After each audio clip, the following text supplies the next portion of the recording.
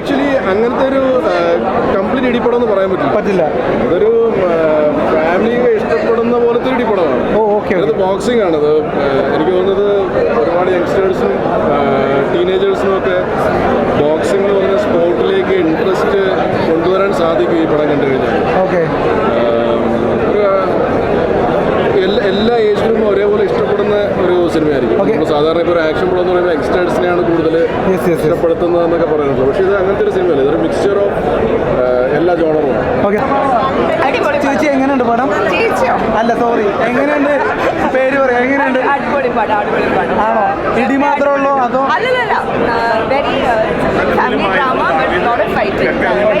പെപ്പയുടെ ഏറ്റവും ഇഷ്ടപ്പെട്ടതാണ് ഈ പടത്തിൽ? ട്രാൻസ്ഫോർമേഷൻ, ഭയങ്കര ട്രാൻസ്ഫോർമേഷൻ. പെപ്പയുടെ യങ്ങർ സെൽഫ് നമുക്ക് മനസ്സിലാകത്ത പോലുമില്ല.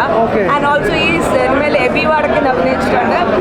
കരിക്കിലൊക്കെ വന്ന് വിവേക് മാന്യൂരാണ് അടിപൊളിയായിട്ട് നന്നായിട്ട് ചെയ്തിരിക്കുന്നു. ഇത്രയും പ്രാക്ടിക്കലായിട്ട് ഒരു ഫിലിം ഞാൻ കണ്ടിട്ടില്ല ജീവിതത്തിൽ. കാരണം അതുപോലെ തന്നെ പ്രാക്ടീസ് എടുത്തുകൊണ്ട് മറ്റുള്ളവർക്ക് നല്ല മാതൃകയായിക്കൊണ്ട് നല്ലൊരു ഫാമിലി ഫിലിമാണ്. പിള്ളേരെയെല്ലാം ഉൾപ്പെടുത്തിക്കൊണ്ട് ആ പെൺകൊച്ചിൻ്റെയൊക്കെ അഭിനയം വളരെ super, thrilling, very nice vibe. Dedication പുള്ളി അതിന് വേണ്ടിയിട്ട് തന്നെ വെയിറ്റ് കുറച്ചിട്ടുണ്ടായിരുന്നു.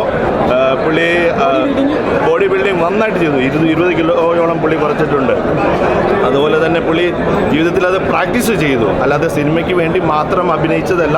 ജീവിതത്തിൽ പുള്ളി ആ ക്യാരക്ടറായിട്ട് മാറി. അത് നമ്മുടെ നാടിന് വേണ്ടിയിട്ട് കാണിച്ചു കൊടുക്കുന്നത് വളരെ നല്ലതാണ്. ഇന്നത്തെ കാലത്ത് നമ്മൾ മടി പിടിച്ചിരിക്കാതെ നമ്മൾ എക്സസൈസ് ചെയ്ത് മുമ്പോട്ട് വരണം. നല്ല ആക്ഷൻ എല്ലാ കുട്ടികൾക്കും വളർന്നു വരുന്ന തലമുറയ്ക്കും വേണ്ടിയിട്ടുള്ള നല്ലൊരു മെസ്സേജാണ് ഈ ഫിലിമിൽ നിന്ന്, ദാവീദ് എന്ന ഫിലിമിൽ നിന്ന് നമുക്ക് കിട്ടുന്നത്. Thank you very much.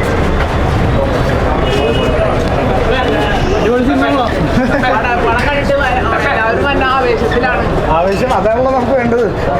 ആവേശത്തിന് മേലെ അയ്യോ അങ്ങനെയൊക്കെ പറയുന്നത്.